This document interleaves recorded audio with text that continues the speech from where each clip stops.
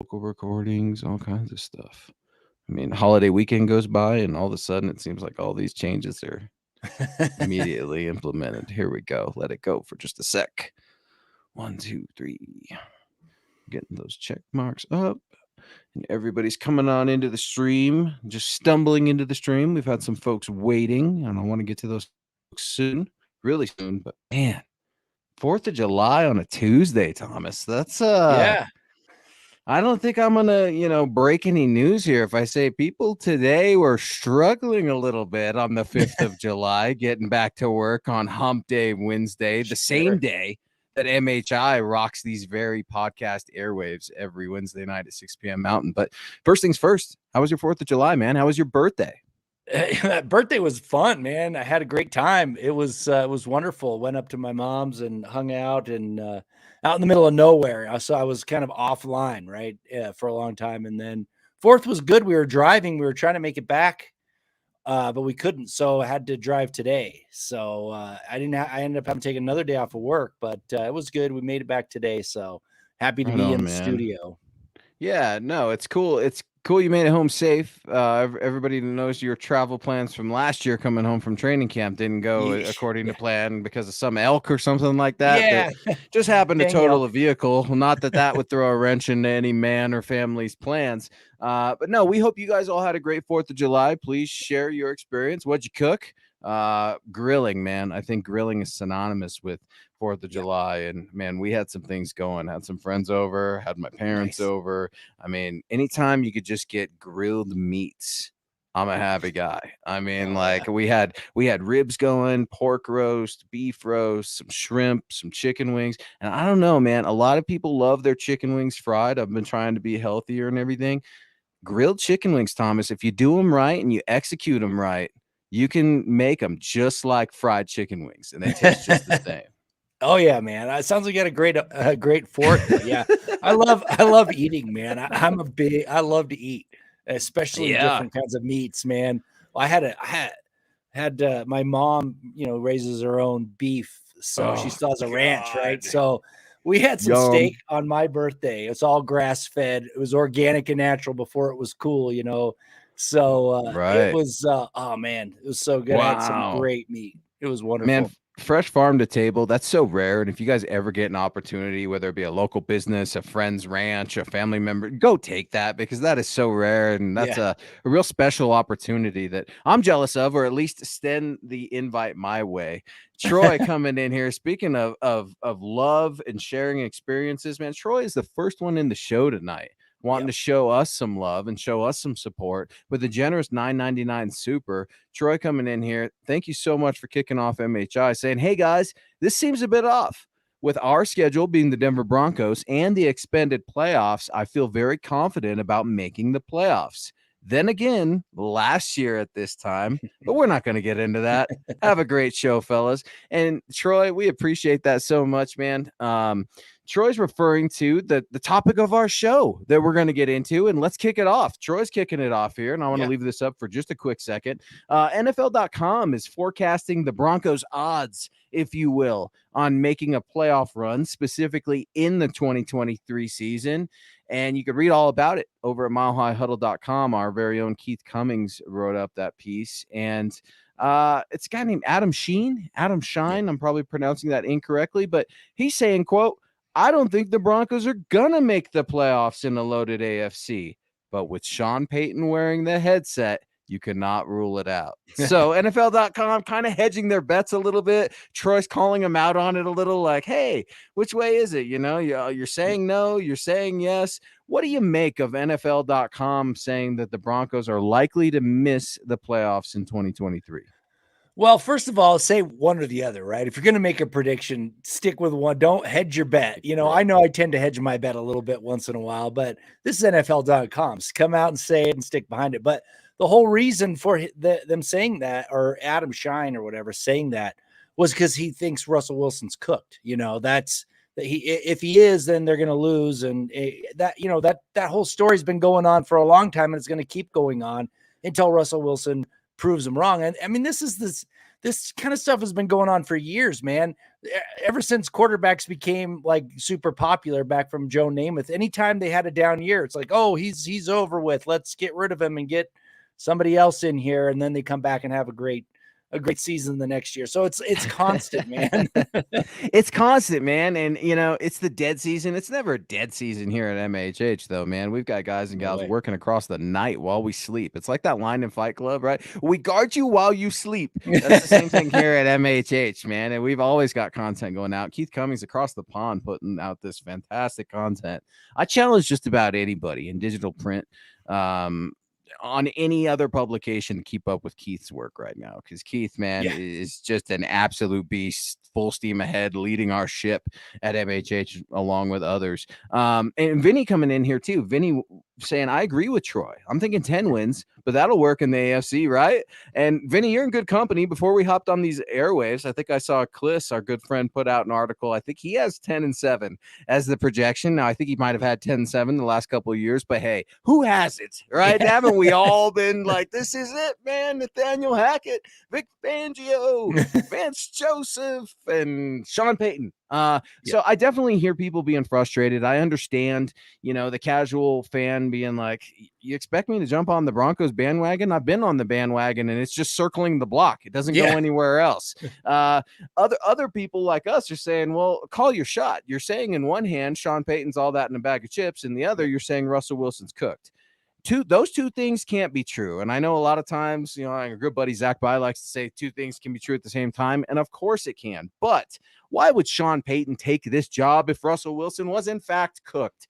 If Russell Wilson was in fact cooked, Sean Payton's not going to be here, folks, period. He's not here for just the payday. He could have gone to other franchises. He could have had other opportunities. He could have stayed in TV and just bided his time. I mean, Sean Payton is here to win.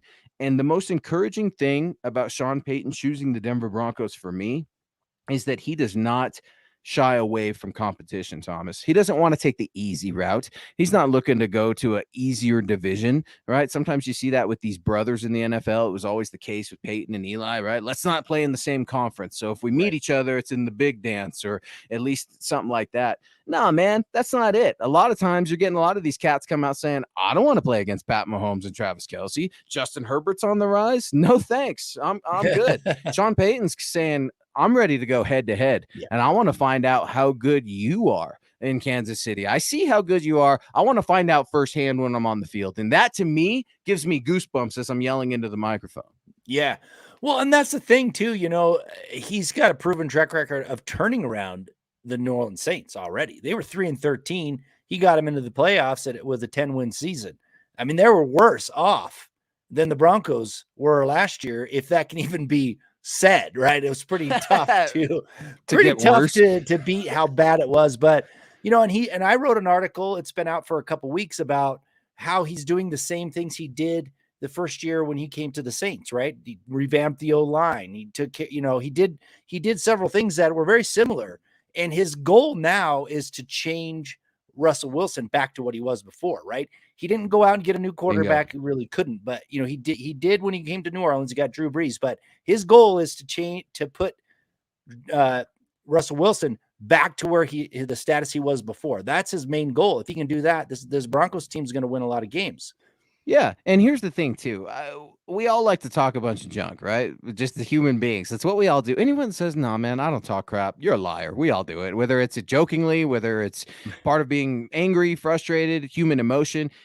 It is what it is. I challenge all those same crap talkers, all those same Russell Wilson naysayers. If you were in Sean Payton's shoes, would you really pass up on Russell Wilson and say, "Nah, I'm done. I don't even want to try"? Because that's what we do on the end. And I say we as media, as fans, as analysts, we're quick to discard these guys on paper. It's so much harder to do that in real life where there's, I don't know, contracts, money, politics, egos, all the same sort of things that you and I have to deal with on a regular basis times 10. Right. When you look at the salaries and some of the power that's involved in this sort of stuff. So I think it's definitely within the conversation. It's an important conversation to have right now. You got to look at Sean Payton's history. You can't live off of that history and say it's bound to repeat here in Denver. A Super Bowl is for sure on the way. Right. But until we get to know Sean Payton, like you said, all we can do is go off of past history. And if we're going off of Sean Payton's past history, you should be feeling pretty good. Mike S. coming in. Hello, Luke and Thomas.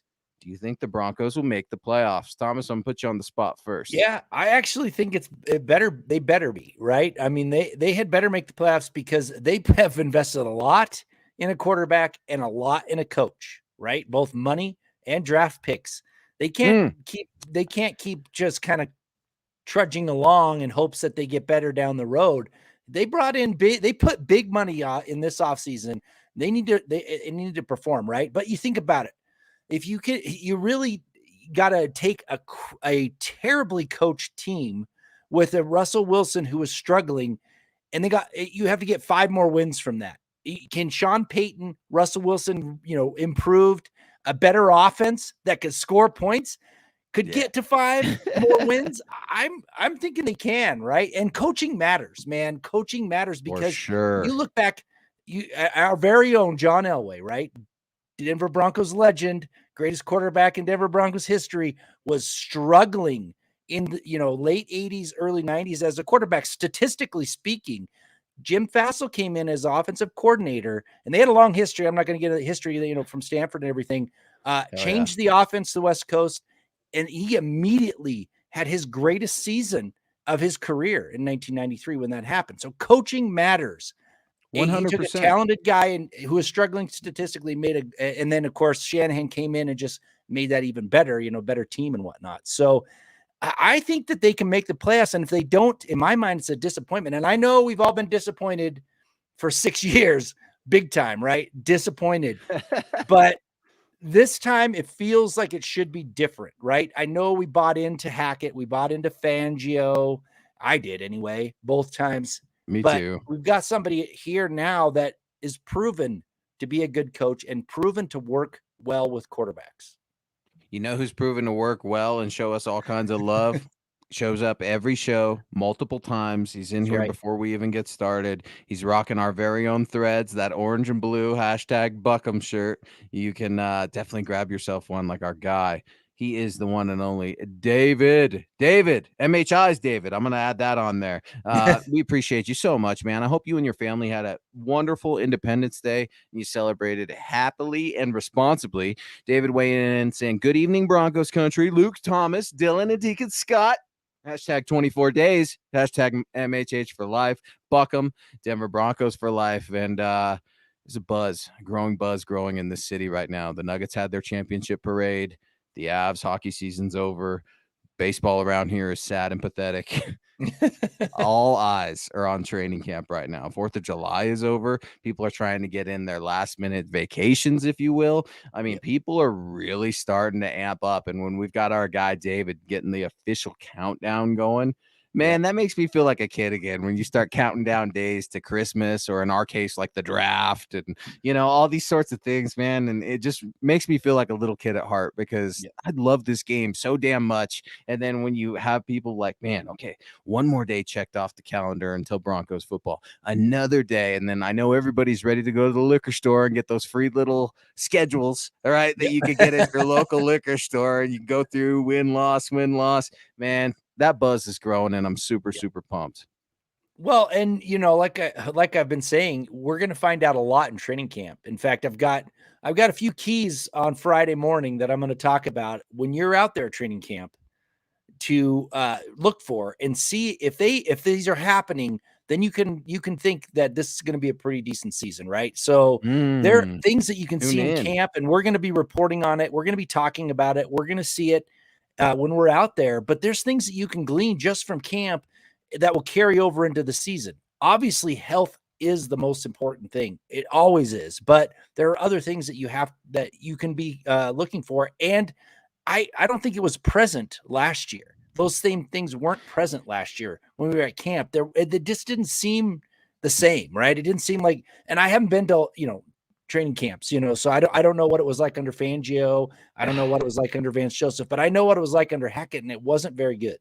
It wasn't football, and you're going to get to know Sean Payton. Getting to know Sean Payton, you're going to realize, just based on what I heard, I don't know anything about the man. I've never met him. I haven't even laid my physical eyes on him yet.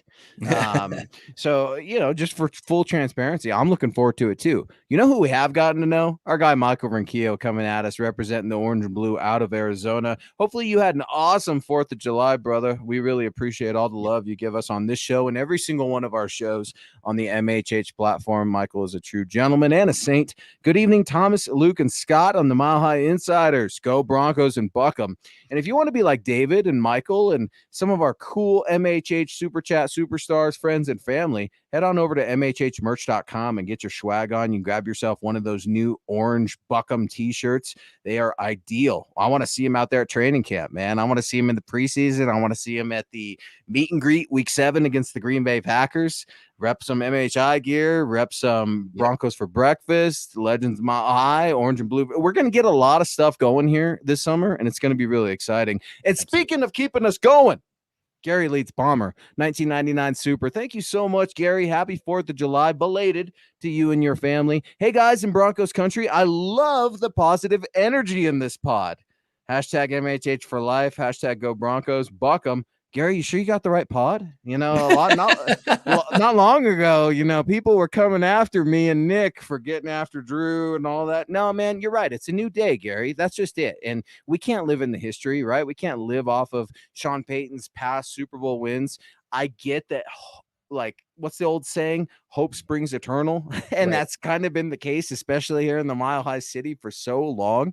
But you can't tell me that this energy isn't contagious, man. Yeah. I'm not going to get all, let's sit on the floor and eat granola and listen to my conspiracy theories here. But I will say this. I think that positive energy is infectious, and I think that negative energy is infectious. And right now, you're going to see a lot of hard work going on over there at training camp. And I think the fans are picking up on it, man. I feel so excited. Like, we don't get to see a lot out of this team because of the media restrictions and because of the offseason right now. But man, we're getting just little glimmers of Jerry Jeudy saying Russell Wilson's going to go off. Coach talking about what he's expecting from Jerry Jeudy. All these sorts of little things are starting to come out and trickle out, and the fans are picking up on it, Tom. Yeah. Well, and the other thing too is just look at the schedule, right? By the bye week, you're going to know if the Broncos are for real, right? Because you've got 2 When games. Is that bye week? When is that bye? By the way, is it like week 11? Week 9. Week 9. Okay. Yeah, you got 2 games. You have Kansas City twice.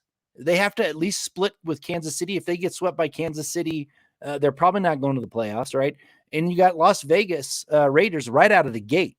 And so to get to get into the playoffs, they have to take care of their business in the division. We've been saying that. They have got to sweep one of the AFC West teams, and they've got to at least split with the other 2 in order to make the playoffs. Bingo. You've got it, Tom, and we've been talking about it for months. I've been saying you can. All right, that's ideal, but you can still limp your way in. Right. 3-3 in the AFC West, and when we look at those teams, you're exactly right. You have got to sweep the Raiders. You got to get them now. Mm-hmm. The Chargers are coming up, man. They're going to be competitive. They're going to be competitive for a long time, as long as they have that damn quarterback that they have. Justin Herbert is the real deal. It's not just hype. You guys know that. And then the Kansas City Chiefs, 100%. You've got to split with them too. Phil McLaughlin being very patient, splitting his time with us here on MHI while I flap my gums. Good evening, Luke, Thomas, and Deacon Scott. Thomas, I stopped at Sandia Resort and Casino on Monday. Had a drink for your birthday. Hashtag Buckham MHH for life. Phil off the top rope, baby. I wish I was here. I was gone. I could have come had a drink with you, man. I would have been right down the road.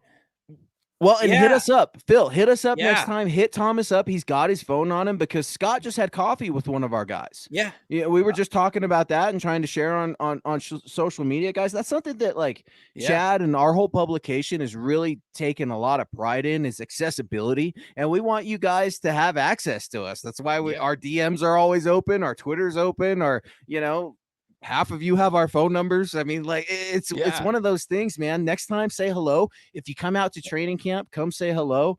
And I don't want to butcher this name, Scott. F.A.? Am I pronouncing that correctly? Yeah. All right. So Scott had a chance to have coffee breakfast with FA, who just let him know, hey Scott, I'll be down in your neck of the woods, and we make time for our own, man. We talk Yeah. about that on this show. Your time is the most generous thing that you can give us on this planet. If you're in a position to donate, we really appreciate it, but let us pay that back, man. We are just like you. We're the same people. We're crazy about our football. We want the Broncos to win, damn it, and we want them to win now. So Phil, come on out and say hello, man. We'll definitely make some time for you, bro. Yeah, if you're ever back in that same area, you ever go to Sandia Resort or any Santa Ana, any of those, anywhere near Albuquerque, you hit me up. I'll come have a drink with you. I was out of town, of course. I couldn't have this time because I was celebrating my birthday in Nevada. So Oregon. If you're coming, if you're coming out of town, to visit training camp, and you're from New Mexico like Thomas, I might have to have you bring like 10 pounds of green chili when I hang out with you. True. But other than that, we'll be good to go. David, again, man, here we go. $2 super. Thank you so much. And David, please let me know in the chat too. I want to make sure I'm pronouncing your last name right. It's not McGrath, McGilrath. but I want to say that again, Thomas. I think it's McGilrath. David McGilrath. Thank you, David. Please correct me if I'm incorrect on that, because I want to clean that up. A $2 super. Thank you so much, David. But David, man, we're talking expectations. We're talking Sean Payton. We're talking about, I'm trying to say Broncos can limp into the playoffs at 3-3. David's saying 12-5. I mean, that's king of the hill status to me right there. Like you've planted that orange and blue flag on top of that AFC West and hell. NFL mountain, and you're running the show. If that happened, David, I think a few things came true. Sean Payton's the coach of the year. Russell Wilson's the NFL comeback player of the year. Pat Surtain's the best cornerback in the entire league. The Broncos offensive line is top 10. I mean, Thomas, talk to me here. I mean, does David have a reason for 12-5 here, or are we just I don't know. Are we just feeling that positive energy I was just talking about? I think they're 12-5. It's not just comeback player of the year. He's probably in the conversation for maybe MVP at that point, because that means they won the AFC West, right? At 12-5, they probably won the AFC West. They probably split with the Chiefs and maybe swept the Chargers and the Raiders, right? I mean, it's a possibility. If you do that, you're going into the playoffs as one of the favorites. So, I mean, 12-5 is, it's not like, oh, this is a great record, when you think about it, because a lot of teams have gone 12-5. But in the AFC West and the AFC in general, that is a dang solid record, because it's a tough division and it's a tough conference. It really is. I mean, you've got some pretty solid teams, and the Broncos have some pretty solid teams on there. They don't have an incredibly hard schedule, but they have some teams on there that they're going to have to beat that are good to get to 12-5. I mean, you got Miami, which is a pretty solid team early on, right? I mean, they could fumble. Who knows? They could falter. The Jets are supposed to be better. I don't know if they're going to be, but there's New England's always tough, and you got Buffalo. I mean, if you can take some of those teams, some of those games, and get to 12-5, you got to be considered one of the favorites, even if you're not the number one seed, because of how solid you've played during the year. So at 12-5, man, that's a pretty good performance by Russell Wilson, a really good defense, and a great coach. Yeah, man, David, man, that is calling your shot, and keep your receipt for when you're right. That would be amazing, dude, because you get to rub that in everyone's face. Man, that's not only a whole culture turnaround. I think I don't know that we've seen. I'm sure history has something like that, right? And now I'm kind of curious, and I could see your gears starting to turn up there right now. Like, I wonder, what the statistics look like when that common term of worst to first. They weren't the worst, but they were definitely at the bottom of the barrel. And man, that's the Sean Payton effect. I would say, those expectations are there. It's on them to get it going. And that's what David's just following up on, saying they have outstanding talent, but now it's all about coaching. And here on MHI tonight, we're reacting to just an article NFL.com put out where Adam Sheen had stated he doesn't think the Broncos are going to make the playoffs, hedged his bets a little, saying anything's possible with Sean Payton. Seems to just really embrace, I think, the national narrative of the Broncos. People aren't in on the Broncos until they start doing something. And I don't think they're an embarrassment. I don't think that they're the butt of the joke anymore, but people are definitely not respecting them until it's earned. And Yeah. I think that's totally fair. And I think Sean Payton gets that more than anybody else. It's very interesting to hear the way he's used they from last year versus we now. He's got his guys and gals in place. He's got the system that he wants. He has everything going his way. So there's not going to be any wondering of, well, whose fault is it? Is it George Payton's fault? No, maybe it's Joe Ellis's fault. No, it's the trust's fault. Well, there's no owner. There's none of that. That's all been cleared up. And when you finally have accountability at the top, then things start to happen. I mean, organization starts to work, expectations, accountability. We can go on and on and on. Bottom line, Sean Payton, he doesn't play any games, man. And I do believe in it. I will be massively disappointed. Let's talk about the flip side of that, David. Let's talk about the Broncos going out there and falling on their face. 5 wins for the entire season. I'd be shocked, Tom. Shocked. Oh, yeah. Absolutely shocked if this team was as bad or worse than they were last year. And I'd be the first to come out and say, I don't think Sean Payton was the right guy. And, I've been on the Payton bandwagon for a long time, but it's just tough, man, because as you know, Thomas, I mean, we talk about it every week. Broncos country's been burned a lot before, and they're just trying to figure out if this time they're going to get to taste some victory or just that nasty, bitter, embarrassing fruit that they've had in their mouths for the last 5 years. Well, I'll say if they are a 5-win team next year, it means that they had massive injuries, right? Last year was injuries and the coach, right?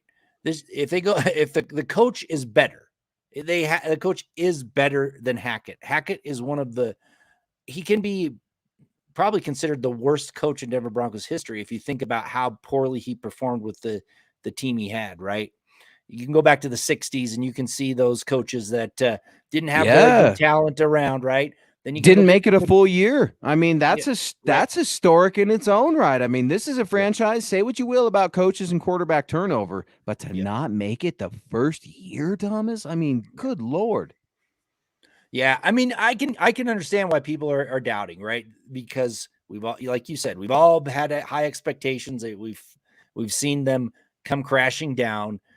But like we keep saying on this show, and I've been cautiously optimistic this entire time. You've been getting after me about it, but this time around, there's reason to be optimistic. Before it was, there were some reasons. Fangio came in and gave the death by inches thing, and we're like, oh yeah, we're all buying in. It's going to be great. He didn't go out and prove it. Hackett was supposed to be a wonder kid that's going to have a great offense for Russell Wilson. Didn't come out. Didn't come to pass.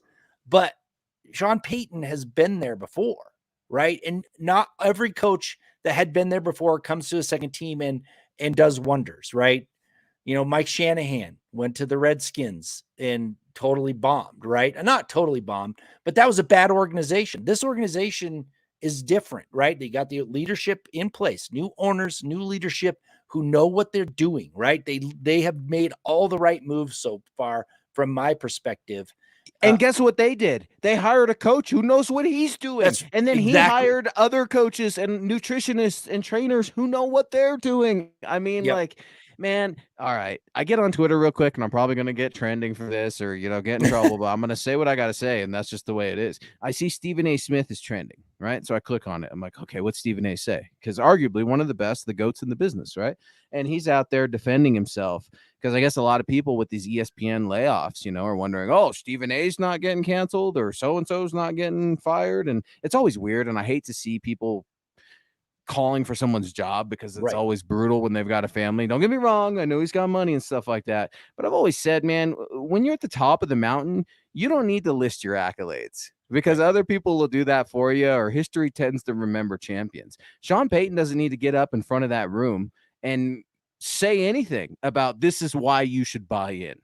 Right. He's not getting a survey from these players saying, do you guys all like me? Do you all think that I'm going to do a good job? Do you guys like the music in Club Dub? Or do you like winning? Do you like Club Dub? Do you like having a job? Do you like being in the NFL? Do you like being a rock star in the Mile High City? Because we can do all those things. It just starts with winning. And I absolutely love it. And our guy Naj, man, he's been winning with us since this show started a few years ago on Saturday nights, man. And Naj, thank you so much. I hope you and your beautiful family had a wonderful 4th of July together. Hey, brothers, the emotional events that have taken shape, i.e., Russell Wilson being washed, Sutton a number 3 wide receiver, Randy Gregory injury prone, and etc., will be strong catalysts for the most fired up team since 2015. Barring injury with this coach, 11 wins for show. Yeah. Man, I'll tell you, there are a lot of reasons for people to be rubbing the media's nose in it if they do great in 2023. I mean, you hit the nail on the head, and thank you so much for the support, Naj. Thanks, You hit the Naj. nail on the head. They have jumped on the losing streak. They've jumped on the struggles, and the media has gone above and beyond to make sure that everybody knows how bad the team was, how bad Russell Wilson was. But when they start winning and I doubt these players are going to come out and say anything, but I'm going to be the first one. If Russell Wilson has a big bounce back here, I'm going to be shouting it out all over the place. I said, I told you so. He should be too, can't. And I'll do you one better. I'm the guy that's been critical of Jerry Jeudy. Not saying he can't do it. For me, it's always will he do it? The talent is there. No argument. I had him graded number 1 in that entire draft class. All right. But I love to be wrong, man, because it usually means good things for the teams that I'm covering. And I want to come out and say, Jerry Jeudy, comeback player of the year, huh? I mean, like, or something like that. I mean, let's talk about locking down this cat to a fat contract. I mean, I want to eat that crow. I'm still just picking my teeth from that Nuggets crow of they'll never win an NBA title. And man, that was the best tasting crow I've ever had in my life. So if you can get some of these guys, and Naj, you're exactly right, man. I mean, Naj is pointing out the bulletin material is there. Aren't you guys sick of it? And I'm sure they are. And at a certain point, man, I mean, these guys, I think they were instructed at a certain point by Sean Payton to say, look, it's my rule with the media thing and the social media thing, but also for your own damn health and your own sanity, just take it easy a little bit on the social media stuff. I got to remember these are young guys too, right? And I mean, Twitter and social media, all that stuff, it's hard for all of us, but it's even harder when you're in a position of authority, when you're an athlete, when you're popular, when it's always amazes me, Thomas, in this city, how many people recognize their Denver Broncos. And it usually pisses the Nuggets off, the Avs off. And not that people don't recognize those guys, but those guys, basketball, they're not wearing helmets. Always amazes me when I'm in public and some little kid sees, a big offensive lineman, a Quinn Miners without his helmet, or, something like that, or Caden Stearns. Oh, look, it's Caden Stearns. Man, Broncos country knows these Broncos. They fall in love with who they are, their stories. They attach to them, as you know, and all that is for nothing when you're getting embarrassed every year. That's done, man. It's not going to be happening anymore with Sean Payton. Well, I mean, you said something about earning respect and not that long. I mean, they have to earn the emblem on their helmet so far, right? They don't even have the emblem on their helmet yet. Hey, how about that, they man? Earn the right to be a Bronco, to even have it on their helmet, that most people don't even, that's just something that people seem to think is going to happen when you walk in the door. I'm going to get a Broncos helmet, but. Yeah, I like it. Hey, if what is it? Bill Belichick's throwing quarterbacks out there, number 56, number 98, and stuff like that. I mean, hell, anything's possible. And Kevin Gray, I wanted to get to this, man. He's saying he's looking forward to a camp, fighting for jobs. And there's, man, I think pretty much every job is open right now over there. I mean, you could pencil in some, absolutely. I'm being a little facetious here, but competition's the name of the game, and people on this football team or in the media or around the organization, the whole stigma of just a backup, just a special teams player is gone, or it needs to be gone, or it's going to be dismissed, because this is the root of your football team. This is the nucleus. This is the core. These are guys that aren't going to cost a ton, but should put out a ton of production. That's why the special teams unit's been horrible since 2001 around here.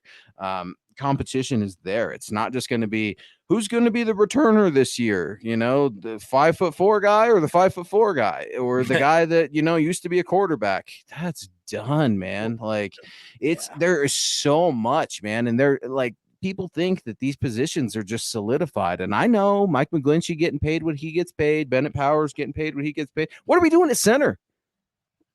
What are we doing at center? People are asking at 4th of July, right? I'm sure you got it a little bit out there in Vegas. People, friends are asking me, Luke, how are the Broncos going to do? Who's snapping Russell Wilson the ball? I don't know. I mean, let's start there. We're talking Russell Wilson and Sean Payton. We don't even know who the starting center for the Denver Broncos is going to be. But guess what? You're going to find out, Broncos country, because the pit is back. One-on-ones are back. I mean, thank God football is back at training camp this year in Denver, because what we saw last year was just a waste of time.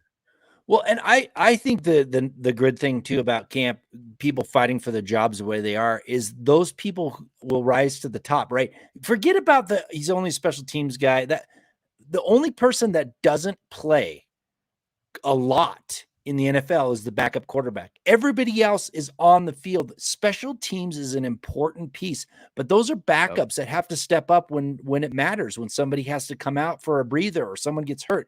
So have Payton being there, having the eye for talent and having the eye for those people who want to grind it out and get out there and fight for a job, who is eventually going to become one of those, core players down the road because they fight for that job.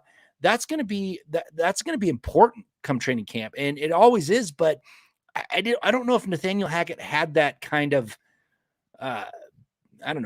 quality about him where he kind of had his things set. Like Montreal Washington was the returner from the get-go. It was like a foregone conclusion, right? And they just kept rolling him out there, right? Yeah, the second he was drafted, because Zach Kazani wanted him, I mean, It was pretty much Nathaniel Hackett just penned that name into the depth chart. Yeah, Montreal, we're just going to give it to you. Nothing's going to be given, Thomas. It's got to be earned with Sean Payton, period.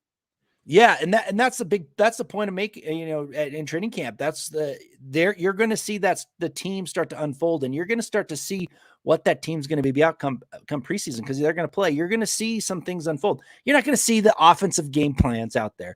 You're going to see the makeup of the team, though, which is more important to me, right? That's why Sean Payton wasn't having fun mini camp installing the game plan. They were working their tails off, getting ready for the season. You're going to see that start to unfold. You're going to see that pay dividends come the first part of the season. Because when we saw it, we didn't see it last year. No. The first game of the season was a total dud, right? They shouldn't have lost it. They went out there and laid an egg. I don't think you're going to see that, because that makeup has started now. And I'm, for one, really excited for training camp to see how that kind of unfolds and see which of those players rises to the top that you didn't expect. And I got a couple in my mind. Perfect. Well, and great. Everyone loves a tease. Tune in Friday morning for Legends of Mile High, where Scott and Thomas will reveal a couple of those ideas. Yeah, man, here's the thing. Broncos country's wondering about O-line depth, edge, all that stuff needs to change. But now, just as you started talking about that, my gears started turning about training camp and Sean Payton not revealing anything over there. I'm curious, because it's always interesting, Thomas, to read other people's work when you see the exact same practice.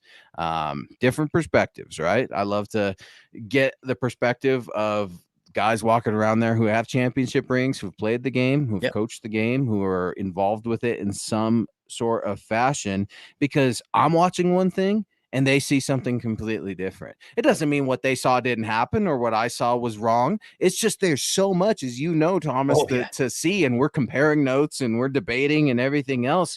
It makes me wonder what they're going to start writing about training camp. Am I going to start writing it about training camp? Is Sean Payton running a boring training camp because he doesn't want to reveal everything that his team is doing in those 12 fan practices, public practices?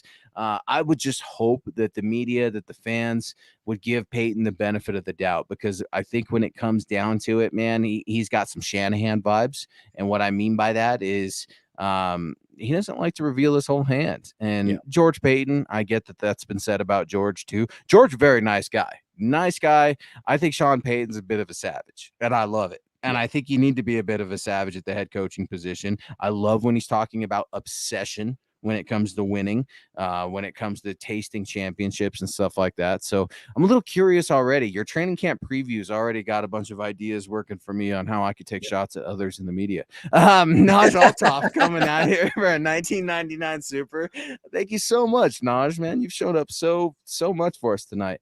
Last point, fans have got to be fired up. Yeah. These owners have moved mountains to put a high quality unit and top tier culture together. They've spared no expense to win. And I think this year the jinx ends and it all comes together. Wow, Naj, you're exactly right, man. Thomas, these owners have moved mountains. Yeah. I mean, we're the Mile High City. Know a little something about mountains here in Colorado.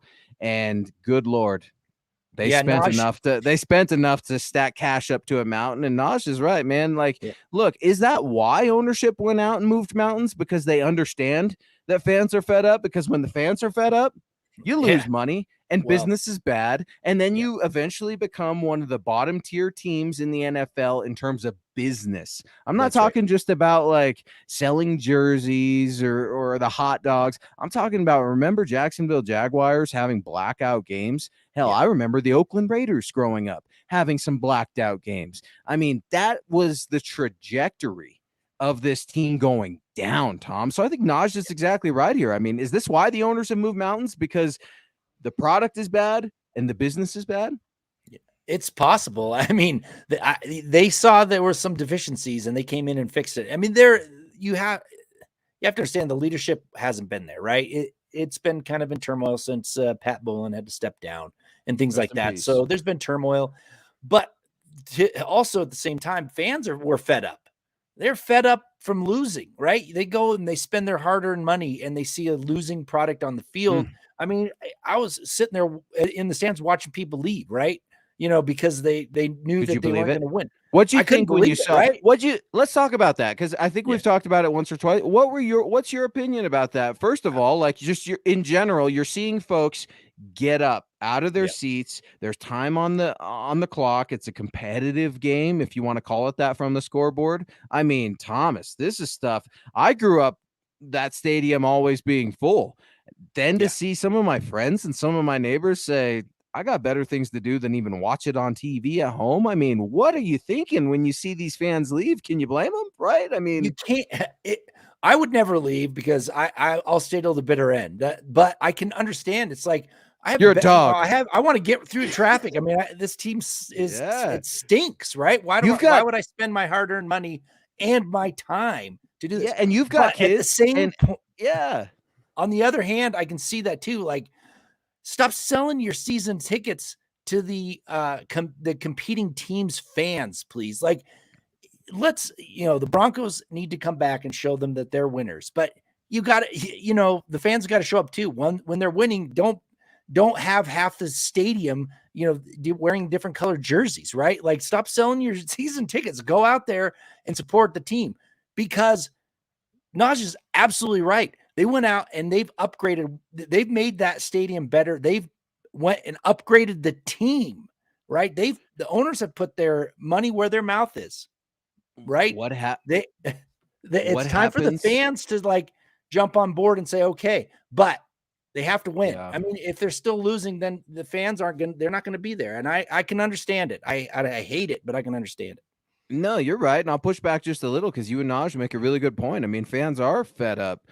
To those, man, it's such I go back and forth on the selling the season tickets, right? Because I can't stand any opposing fans. Like, I really can't. I mean, any other teams, like, there are those that I hate, and I almost got caught cursing there. Raiders, I hate the Raiders, the Patriots, Steelers, Cowboys. These are teams I get disgusted when I see their colors anywhere in Denver. And I'll probably call you out if you got that jersey, like, oh, Steelers, huh? That sucks. Wrong city or something like that. And then you can make fun of me and the Broncos and how horrible they are. But look, man, when people aren't going to the games, when people aren't watching it on TV, who the hell else was going to buy those tickets?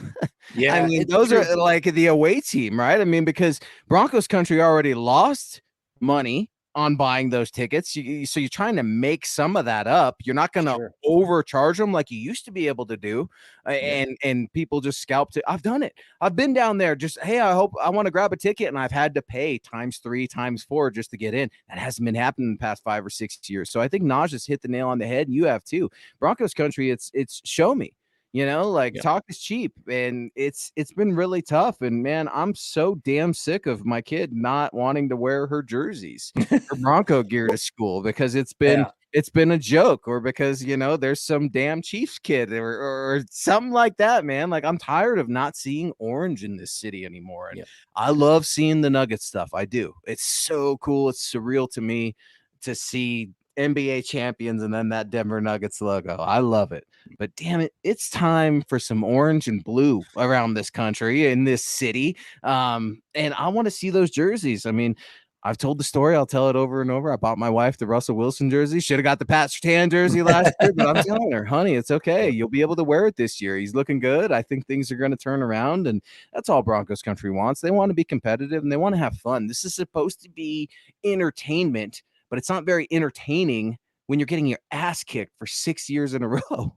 Well, that's the thing. If there are a bunch of opposing fans in the stands because the season tickets are sold, the team needs to give them a reason to leave early, right? They need to be leaving early because they're getting stomped, and they can't take the crowd yelling at how bad they are. So I love, I think the evolution of the fan base is always interesting to me too, right? Because you got some real diehards out there, and rest in peace to the Barrel Man, right? The one and only. Yes. There will ever only be one Barrel Man, but you've got guys out there like Mile High Prophet, right? A good friend of the show, follows both of us. We've interacted with him for a little bit, and you've got those orange Yeti guys with like the pom poms and stuff like that, and then you've got Vader, who's painted up in orange. So it's cool when you see some of these guys out.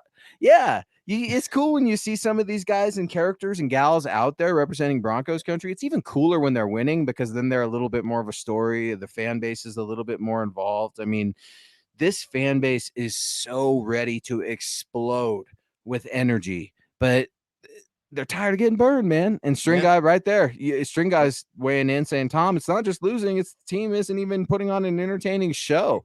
And that's just it, man. At the end of the day, we know it's a sport, it's a business, it's competitive, but why we love it? It's entertainment. It's hard. It's hard to put together a group of guys and gals and win a Super Bowl championship in the NFL. I mean, it's it's one of the most difficult things in professional sports, because it's not one of those sports where you're just an individual and you can only control what you can control. I mean, everybody has got to be firing on some sort of cylinder in order to get that ring, man. And that's, I think, what makes it so special in the NFL.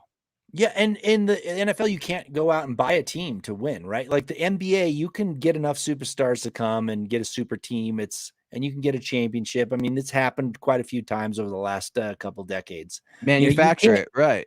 Yeah, you can't do that with the NFL. You can't go buy your way to a championship.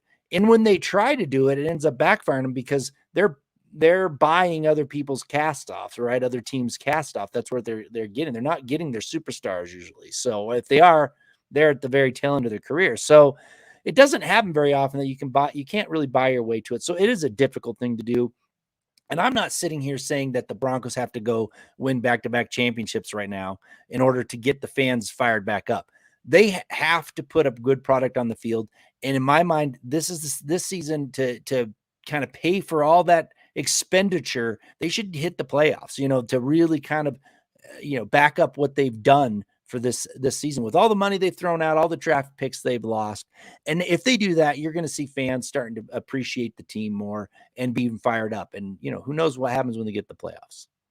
Yeah, who knows what happens when we see it just a competent practice. I know I'm going to be thrilled driving away, coming home to write and do everything else that we have to do here over at Mile High Huddle. But it got old, man. I don't have to tell you this. You were there last year. I mean, it got to a point where I was so frustrated and negative with practice just because nothing was happening. I mean, these guys would barely break a sweat jogging, and then coach just shut it all down.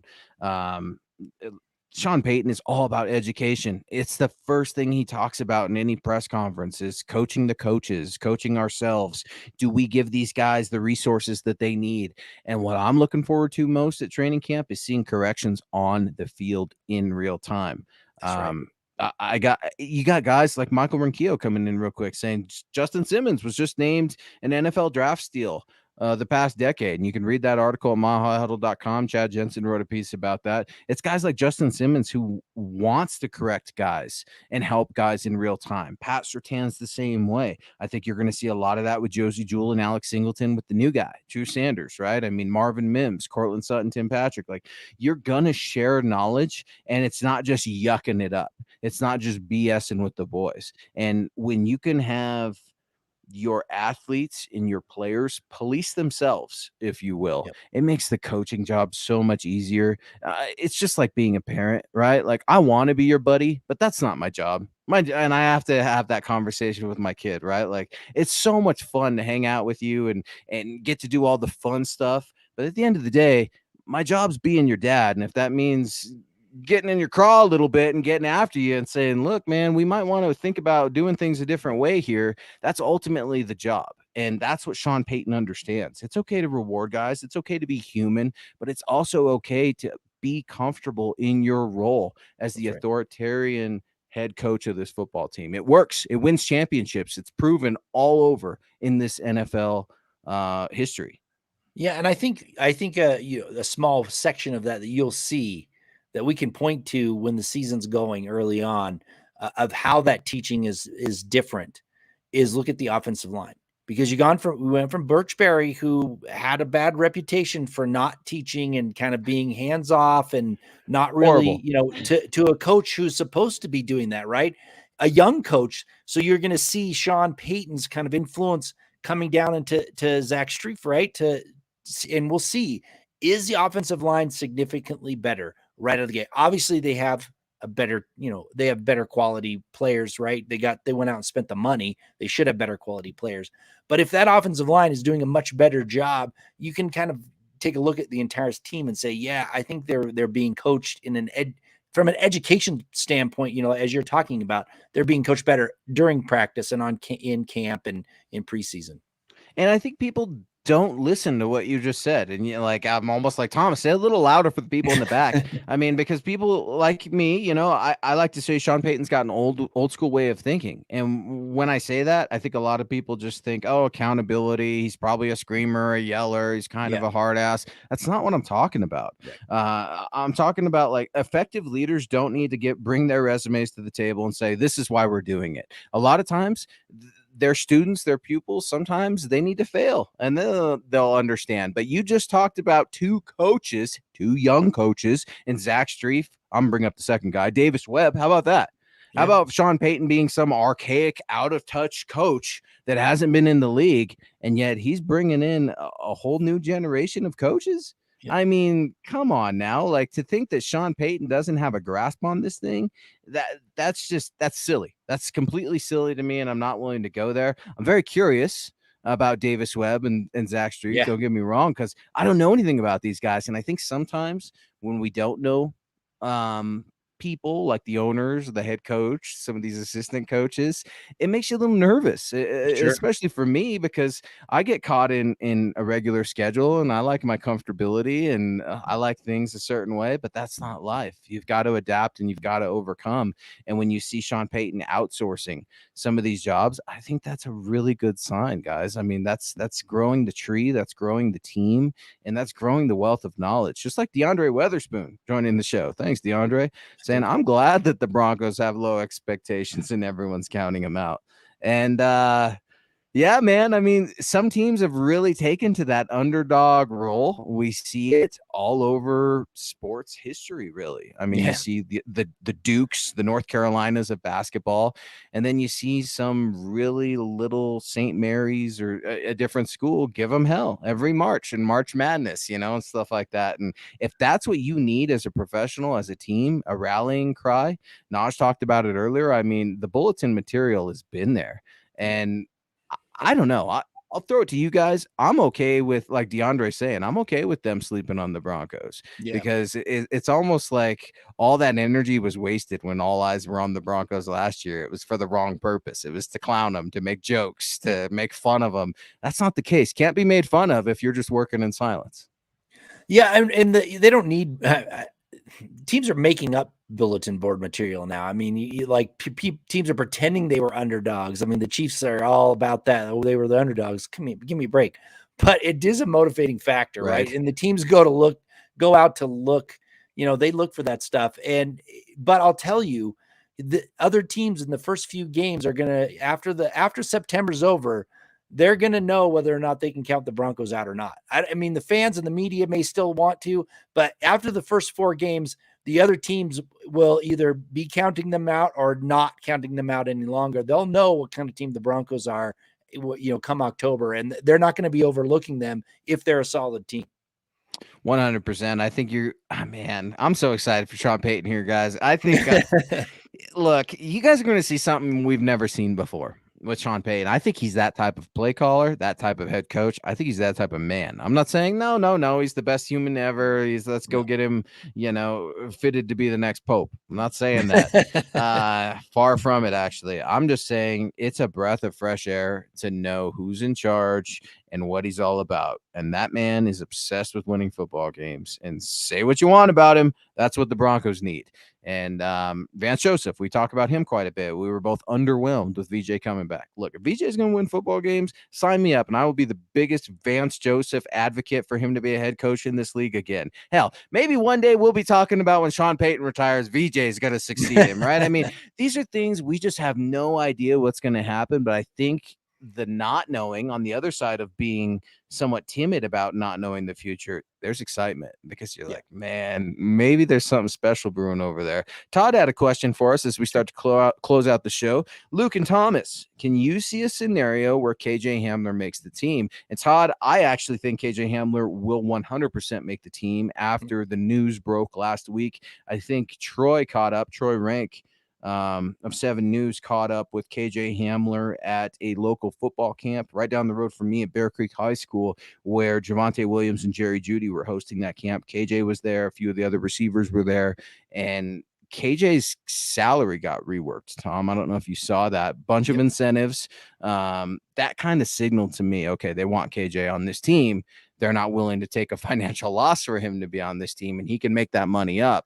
But I don't know. I would hate to say that he's a guaranteed shoe-in to make the team because I think he should have to compete for a spot, and I would be okay if he didn't make the team. But the money, follow the money. For me, Todd, KJ's making the team because of the restructure. Yeah, I mean, after that happened, or until that happened, I was saying he wasn't making the team. And if I was looking back before that scenario happened, where the only way I think Hamler made the team is he stayed healthy, had a great camp, and somebody else got hurt in the wide receiver group, right? That's where I was going to say that, yeah, he might make the team. But you're exactly right, Luke. Now that they reworked that contract, I think they want to give him a good shot at making it. Otherwise, I think he was kind of one of those candidates where they were going to trade him, right? Or something of that nature. They so I think he's got a much better shot, but I still don't think it's a guarantee. I still think he's got to have a very good camp and he has to stay healthy in order to make the team. So I think I still think he's on that bubble. I mean, there's other receivers now that probably are more on the bubble now because of the contract and the money and all that. But he's going to have to show up at camp and show what he can do and stay healthy to make the team. Yeah, Sean Payton brought in his guy from the Saints, right? Little Jordan Humphrey. Right. And, you still got Montreal Washington, as you've mentioned over and over there. Brandon Johnson, Marquez Callaway, Jalen Virgil. You know what, Todd? I would take Kendall Hinton out there over KJ Hamler. Why? Because he's available and because he's a football player, period. I've got enough wide receivers on the team. Maybe I need a football player in that room. And I've also been the same guy saying, look, the novelty story has to end at some point, right? We talk about Reisner. We talk about Philip Lindsay. Look, man, at some point, you just got to it was a cool story, I guess. It's time to move on. And I think KJ Hamler's putting himself in a spot where he can make his own narrative. He can change things around. I'm tired of waiting, especially in a room where it's completely crowded and there's no room to breathe. My point, my perspective is he's at best going to be 4th, probably 5th. He's got to play significant special teams where you see him on special teams where he makes the team. That's from my perspective, right? You probably got 4 receivers ahead of him right now. Is he going to be lining up to, cover kicks, return kicks? Could be a returner, but he's probably not going to be the starting returner. So where does he fit if he's that 4th or 5th receiver? He's got to be out there on special teams. And I don't know if Hamler's body can hold up to, running down there covering kickoffs. I don't know. I mean, that's where I struggle to see him making the team, unless he has a great camp and he leapfrogs Mims. He becomes that next guy after the top three. Then maybe he is. That's my only chance. Whereas he's playing on special teams, that's going to tell the tale, and we'll see it at camp. If he's playing good on special teams, then I'll change my mind. And we're going to find out soon, guys. That's right around the corner here, just weeks away now that the 4th of July holiday is over. Michael Merkio, thanks so much, man, for tuning in and for all the support. Great show tonight. Thomas Luke on the Mile High Insiders. Go Broncos and buck 'em. And, guys, we're right up against the hour, so we're going to start to get out of here. Albert Knoppers coming in. Thank you so much for joining the show. Nice to see you. Yeah, David, Michaela, Israel, String Guy. I mean, Todd, Naj, tonight was rocking and rolling, man. I was curious how everybody was going to be doing after 4th of July in the middle of the week. And I know people are traveling, and it's always cool to see people either tuning in from a family vacation or coming back. Welcome back to Michaela Israel, who was on vacation with her family as well. But it's so cool, man, that people make us and our show a part of their nights, a part of their summer, and I'm super grateful to do it with you, man. I'm glad you had a great birthday. Glad you had a good 4th of July, and we're the dog days of summer now, man. Broncos country, stay tuned. We are just weeks away from training camp where Thomas and I will be out there, and it's going to be very, very special. Yeah, I'm excited, and tune into my show on Friday morning if you want to watch it after. You don't have to do it live. It's more fun live for me, but I'm going to give you 3, maybe 4 things to really look for at training camp. And, and then I got a special guest the next week coming up. So it's going to be fun. Damn. Is it me? It's not me because I it's didn't not even you. know about that. And I'm not special. So you can come on the show anytime if you want to wake up early and come on. Absolutely. Hey, I'm up, baby. I might take you up on that. No, man, for Scott at Scout Kennedy, Albert Knoppers, thanks again, man. Appreciate you.